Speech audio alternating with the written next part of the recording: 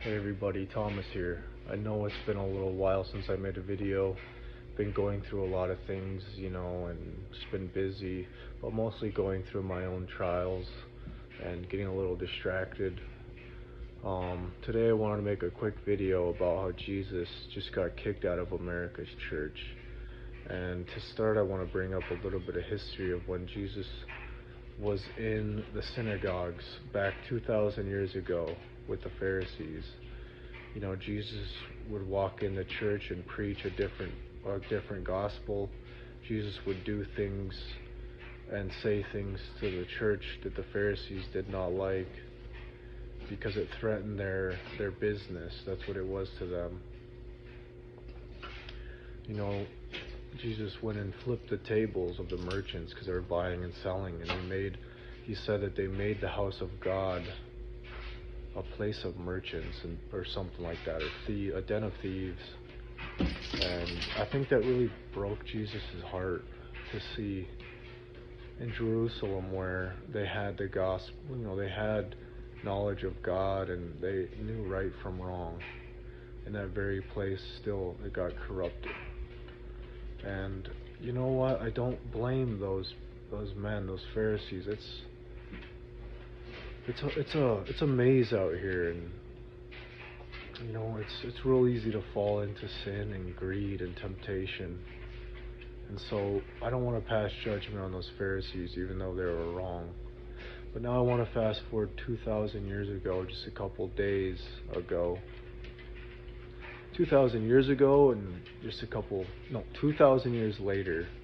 It's just not my morning. 2,000 years later, and just a couple days ago at the MOA, there was a guy.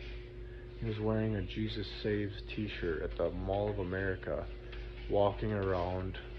Maybe he was evangelizing a little bit. I don't know. I think he was. But later through his time, a security guard came up to him and told me he needed to take the shirt off or leave, because there wasn't allowed any religious solicitation. So, they're asking him to take that shirt off. And at first glance, I thought, oh man, this is just another day. This kind of stuff happens all the time. I really didn't want to pay much attention to it. But then the Holy Spirit just kept that story on my mind. And then he started putting together the puzzles of what this story really means. And the Mall of America represents America's church. That's where we go to worship. That's where we go to worship vanity, trade, clothes, status, power. That's the real church of this world. And that's where that's what we love. Materialism. That's the idols that we bow down to. And look, I'm not perfect. I've done it, and I still struggle with that. We all need materials, of course. But I thought, how interesting that they're kicking him out of our church. Nothing's new. Jesus is never accepted. Jesus always threatens the pockets of the greedy, and he threatens those in power, those that have the power over the people, that they use materials to put people in bondage and to continue the cycle of materialism, this whole dance that we're all doing. These material items that are consuming our lives. You work late hours or what have you to buy things to impress people. And I get it, man. We're all just a little insecure, trying to make people like us a little more, trying to fit in. I do understand.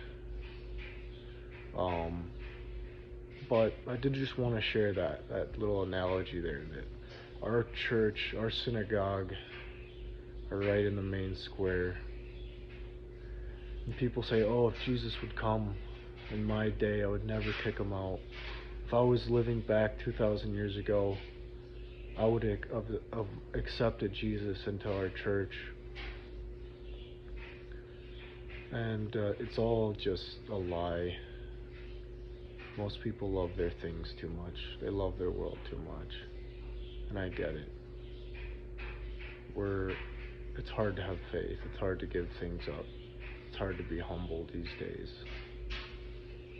It's hard to live with little and stay home on a Sunday instead of going to the mall and walking around. It is. Especially if you don't know Jesus that well. You have everything to lose. And you don't understand what you have to gain. You don't understand yet everything that Jesus offers, and the freedom from your shackles, and the wisdom he can provide. Coming up on 6 minutes. I know there's a lot more I can go into with this topic, and I just want to do some self-reflection in my own life. Am I allowing Jesus to come into my church? Am I welcoming him? Am I being kind to a stranger, or am I looking for vulnerability to take advantage of? The weak people that need things in order to be happy, and then you sell them your goods and they put it on their credit card.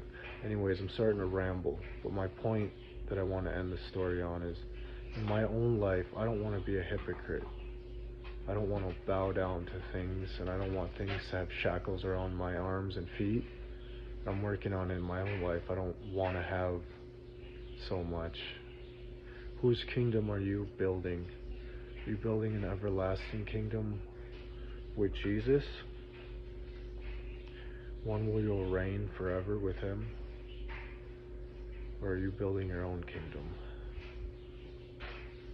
And your kingdom might be shiny, it might feel nice, look nice, and one day when the time is up and the waves come in to your kingdom, it's not going to stand. It's just going to fall away like sand on the beach. Again, I'm not perfect. I don't want to be a hypocrite. I hope I'm not. I might be giving off arrogant vibes.